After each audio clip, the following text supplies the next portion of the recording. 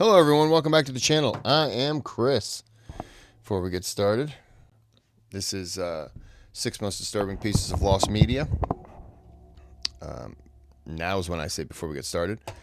Boom, thumbs up, subscribe to the channel. Completely free. Help me out tremendously. Just 2 little buttons. Click, click. That's all. That's all I'm asking you to do. The entire time you're here, outside to watch the video. If you want to throw some money at the channel, click on the thanks button. Donate if you'd like. All donations are appreciated. If you want to request a video when you do that, your name's sponsoring that video. You can still request without donating. That clearly is your choice.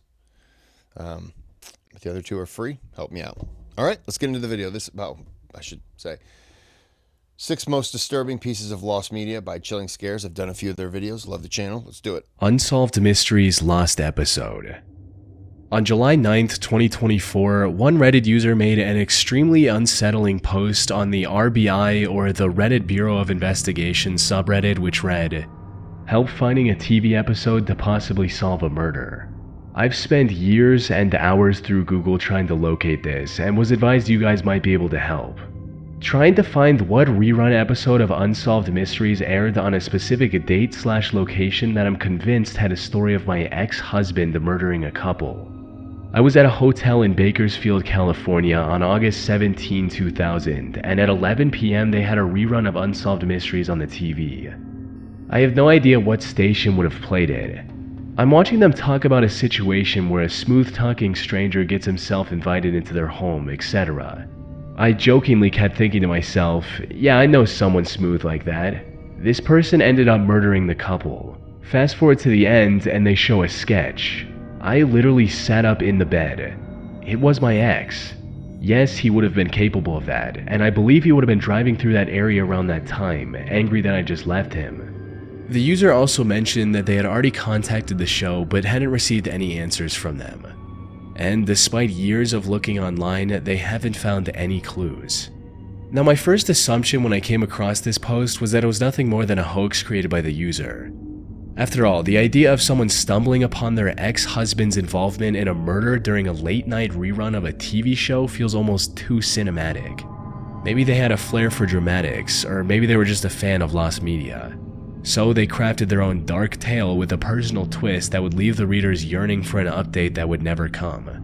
However, the more I looked into the case, the less plausible this theory seemed.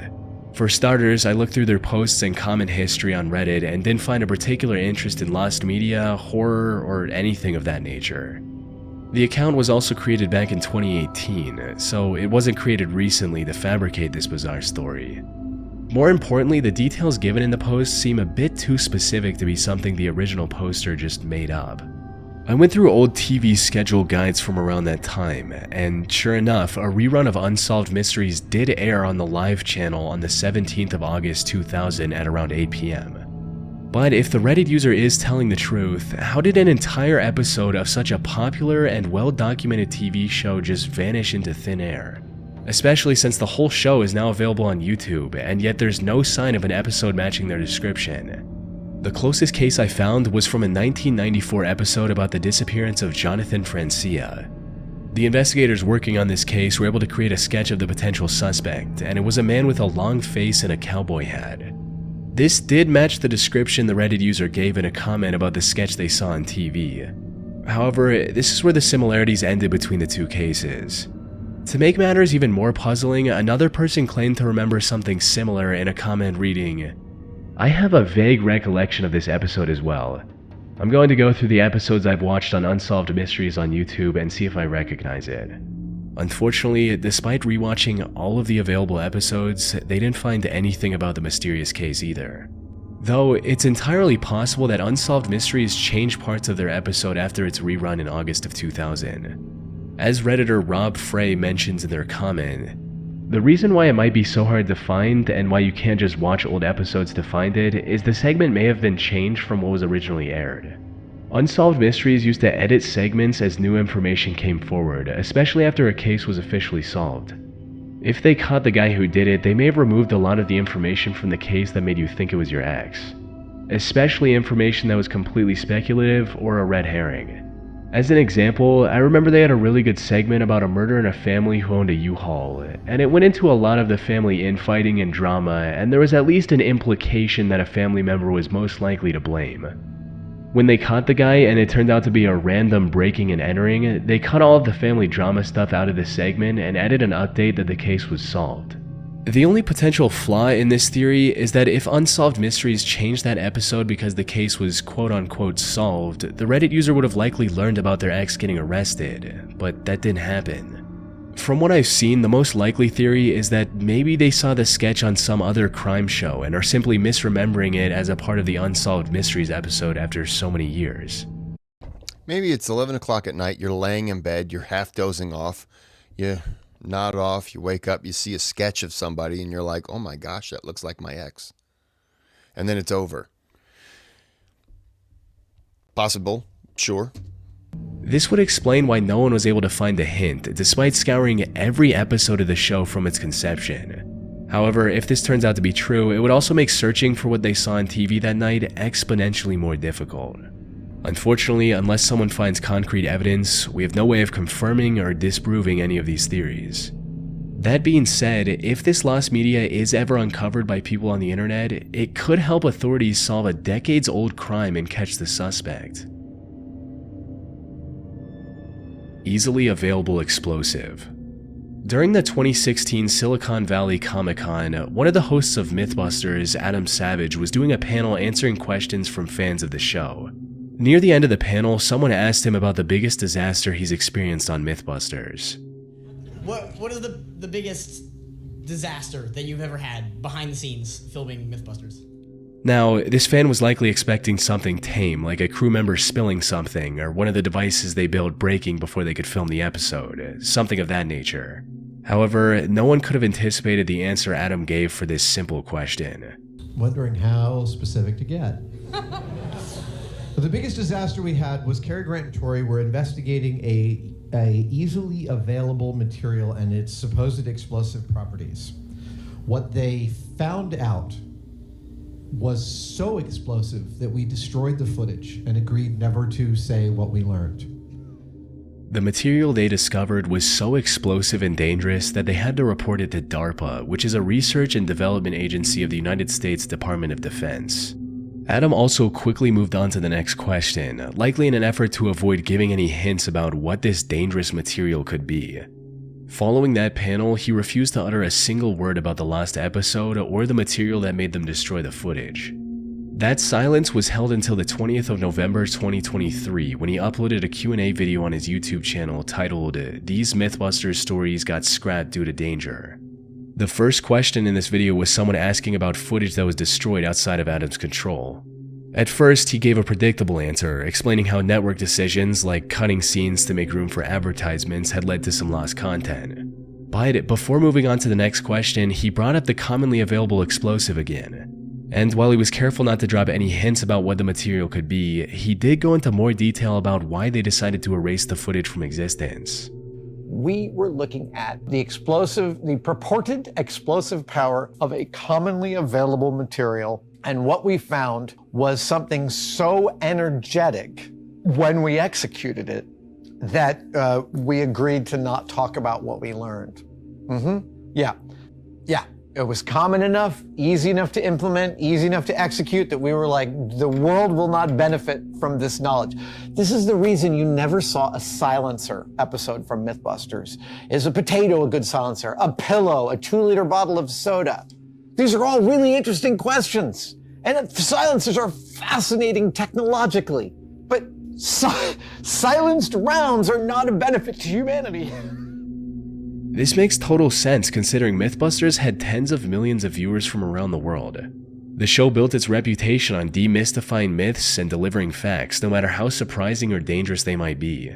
By withholding the episode, it may seem like they went against their own character. Some might even argue they had a responsibility to release the episode, both for the sake of scientific transparency and to educate the public about potential risks. The risk-reward factor. You're not obligated to tell somebody step by step how to make a devastating bomb. If somebody does that, what's to say that a finger can't be pointed at you? I got a great idea. And to prevent someone doing something that you have come up with and then pointing the blame at you, you don't put those steps out so that people can get that idea and cause havoc or kill a bunch of people or, whatever. You're not going to show people, if you can do a 3D printed gun and you're responsible, why would you put that out there? Anything that could cause damage, hurt people, kill people, your responsibility there is to not allow mass murder. It's not to put it out because that's the stupidest shit I've ever heard. Whoever said that, you should hang yourself because you're just an idiot. Educating people about the potential dangers of a common material could have sparked important conversations about safety and regulation, potentially preventing accidents born out of ignorance. If you don't know about it, you don't need to know about it. So no. Putting it out there is going to make people go, oh, look at that. And they're going to start doing it. If you don't know about it, you're not going to do it. That's the responsibility. Some things don't need to be public. But here's the other side that's hard to ignore. Mythbusters wasn't just a science show, it was also entertainment. Publishing a step-by-step guide on how to weaponize an easily available material would have been, at best, irresponsible and, at worst, catastrophic. The world isn't short on people who might misuse such information, and the stakes were simply too high to ignore. So, the team's decision to shelve the episode was the responsible thing to do. That said, I did some digging online, and speculation about what this mysterious explosive could be is all over the place. Some claim that it's simply flour. For those who don't know, non-compacted flour is extremely flammable and can easily create a sizable explosion upon combustion. Another chemical that came up in multiple theories was tannerite. It's a binary explosive that is commonly used for long-range weapons practice. It's helpful for marking targets since it detonates visibly on impact. More importantly, it's widely available online.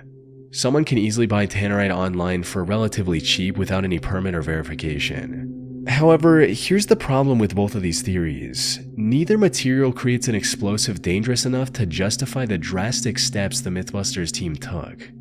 For instance, while a tannerite explosion is certainly impressive, it's not nearly dangerous enough to warrant such a drastic response from the Mythbusters team. While researching the topic, I came across a chemical known as triacetone triperoxide, which perfectly fits with what we know about the mystery chemical. For starters, both of the materials required to make triacetone triperoxide are found in most homes. Acetone, which is used as paint thinner and nail polish remover, and peroxide, which is commonly used as a bleaching agent for white laundry. More importantly, even tiny amounts of triacetone triperoxide can do unimaginable damage. Ultimately, unless someone somewhere has a secret copy of that episode and releases it on the internet, we'll never know for sure. And given how Adam described the danger of this material, it's just one of those rare cases where it's honestly better for the video to remain lost media. It's nobody's business when it comes to Jay that. Leno Blade Incident.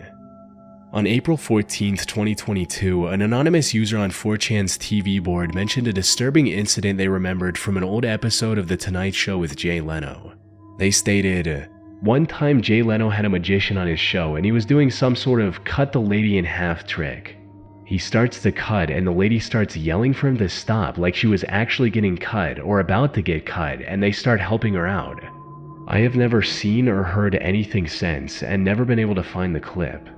The episode in question aired on the 21st of June 2001, and as the story goes, one of the guests on that episode was Arsenio Hall, who was going to perform a classic magic trick of cutting a person in half.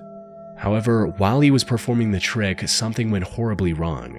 He accidentally stabbed the woman who was volunteering for the trick. A notable thing about this episode was that Leno wanted to show solidarity with the California power outages. So he hosted his show in a set that was only illuminated by scattered candles and handheld flashlights given to the audience. Maybe the lack of visibility caused Arsenio to make a mistake and harm the woman. Unfortunately, a vast majority of old Tonight Show episodes barely exist in archives and therefore are considered lost media. The June 21st episode is among those lost to time. So there's no way for me to directly verify this incident, but I did find enough clues to piece together what might have happened, and there are 3 distinct possibilities.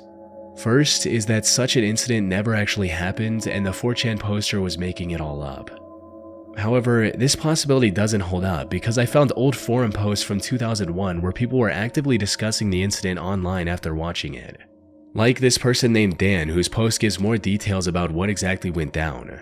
Did anyone else watch The Tonight Show with Jay Leno Monday night? It was a repeat, the one where they turned out all the lights in the studio and had a blackout. Anyways, so Arsenio Hall was the guest, and he was going to do a magic trick where he was going to cut a woman in half. So the woman is lying in the box, and he's trying to shove the blade through, and all of a sudden the woman starts screaming and yelling, "It cut me," and like immediately they cut to a commercial. I was like, what? It has to be a joke. So then when they came back from commercial, Jay seemed flustered, and they didn't mention anything else about the trick for the rest of the night. Did anyone else see this? Does anyone know anything about what happened with this woman? It was so freaky. I also found someone on Reddit who also remembers the incident and mentioned it in the comments of a post discussing the incident, stating, "Holy shit, I thought I dreamed that episode. I've been wondering what happened to that lady for 20 years. So a woman did get stabbed on the Jay Leno show, or at least that's what it looked like to the audience. Which brings us to the second possibility. The woman did get hurt and the incident was later covered up by the network to avoid backlash from the public. However, as much as some people would like to believe this is nothing more than a conspiracy theory. Because, as it turns out, the Jay Leno show is not live, it's taped ahead of time. So if they wanted to cover it up, they would have edited that whole thing out, long before the episode ever saw the light of day. Even knowing this, some claim that the showrunners simply forgot to edit this section out and only realized their mistake when it was too late, which is... How do you forget to edit out something where somebody gets hurt on set? You wouldn't forget that. Probably this whole thing just didn't happen. a bit of a stretch. Yeah. Think of it this way, Jay Leno's show was getting upwards of 7 million viewers in 2001. So even if the network tried to bury the whole thing later, why didn't any of these millions of viewers cause any backlash? From what I've seen, the most plausible theory is that the incident did happen, but it was all part of a skit. And the people who thought it was somehow real were simply not paying enough attention or just didn't realize the dry humor of the scene. This would explain why there was no uproar from the public. And as for the episode becoming lost media, that wasn't a deliberate cover-up, but just a side effect of the pre-YouTube era when preserving TV episodes wasn't a priority. But who knows, if the speculation gains enough momentum, Jay Leno, Arsenio Hall, or someone else from the show's production team might come forward with the truth. Until then, all we have are educated guesses to piece together the mystery. Sharon Davis's Unsolved Mysteries episode. Sharon Eugene Davis was a 51-year-old school teacher living in Dallas, Texas. She lived with her 2 children, Autumn and Ronnie, and their husband of 21 years, Ron Davis, who she married back in 1980. Unfortunately, her relationship with Ron wasn't ideal. Just 5 years after their marriage in 1985, Sharon filed for divorce while describing her husband as controlling and ill-tempered. She withdrew cash from their mutual account and was planning to move to LA with her 2 children. However, soon after filing for divorce, she mysteriously changed her mind and returned to living with Ron. Fast forward to June 11, 2001, Sharon once again found the courage to file for divorce. And this time she was prepared to go through with the decision at any cost. She was planning to move out of her house in the 1900 block of Elderleaf Drive, all while her attorney was trying to obtain a temporary restraining order against Ron, her husband. However, just as everything seemed to be falling into place, tragedy struck. On June 13, 2001, at around 7 a.m., Sharon dropped her daughter at Rapid Transit Park and Ride Station, 2 miles from their home, and went on her way. She was scheduled to attend a training session at Stemmons Elementary, but she never arrived. Even after her children asked their father to report their mother missing on the evening of June 13, 2001, he refused to contact the authorities until a day later, starting a citywide search for Sharon. And after 4 days of searching, investigators finally found her car abandoned in a parking lot near the Southwest Mall in Oak Cliff. The car had a broken window and was also wiped clean of fingerprints. And while all of this was highly suspicious, the lack of evidence meant that Sharon's disappearance was filed as a missing person case. Ron and her 2 children were called in for interviews multiple times, but the investigators weren't able to find any leads from either of them. Sharon's mysterious disappearance 2 days after her filing for divorce also made Ron the prime suspect in many people's eyes. However, the complete lack of evidence prevented authorities from treating him as the potential perpetrator. When asked about it, this is what the lead officer had to say. "We've had a lot of people ask us if he, Ron Davis, is a suspect. This is a missing person case. There are no suspects at this time. We don't have any criminal evidence, although we fear foul play has occurred. Right now, Mr. Davis is a witness, an uncooperative witness." And after months without any leads, Sharon's case caught the attention of the producer of Unsolved Mysteries, who wanted to air an episode on her case. They produced the segment in mid to late 2001, and it was scheduled for broadcast sometime in spring of 2002. The last thing they needed was an interview from Ron. However, when the producers approached him, he denied their request and was quite stern about it. But when they wanted to air the segment without Ron's interview, he objected again and sent an accusatory letter to the producers telling them not to air the segment on Sharon. And that's where the lost media aspect of this story comes into play. The showrunners complied with Ron's request/threat and scraped the whole thing. And as far as I'm aware, the footage has never seen the light of day. It's entirely possible that a witness could have come forward with critical information after seeing Sharon's story on TV. However, Ron's refusal closed the door on any potential leads that could have changed the course of the investigation. This obviously put a lot more attention on Ron. He was even given nicknames like the most guilty non-guilty man. But it's been 22 years without any updates to Sharon's case. Game in the Sand. Game in the Sand is the name of a shocking short film by the German director Werner Herzog. If you've ever heard of him, you'll know he's famous for pushing boundaries, and not always in a good way. His sets are very well known for being chaotic, and there have even been injuries and deaths during his productions. And apparently he's been this way since the very beginning. You see, Game in the Sand was the second film he ever created back in 1964. However, after completing the film, Werner was so horrified by the footage that he decided to never release it to the public. The only thing we know about the short movie is that it featured 2 children, a rooster, and a cardboard box. It was also filmed in a sandy area, hence the name, and according to Werner, things, quote, got out of hand during shooting. The premise of the movie is also a complete mystery. The only thing Werner has talked about is a scene where the rooster was buried in sand up to its neck. Everything else we know about the film comes from speculation, and given Werner's reputation, people online have come up with some pretty wild theories over the years. Some think the rooster suffocated after being buried, forcing the children to watch it slowly die.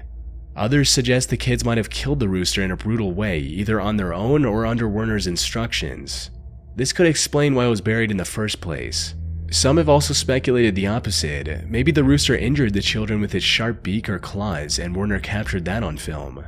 The problem with these theories, however, is that none of this comes even close to the stuff that's been released under Werner's other productions, like deaths being shown. What could have gone so wrong during the filming of Game in the Sand that was worse than this?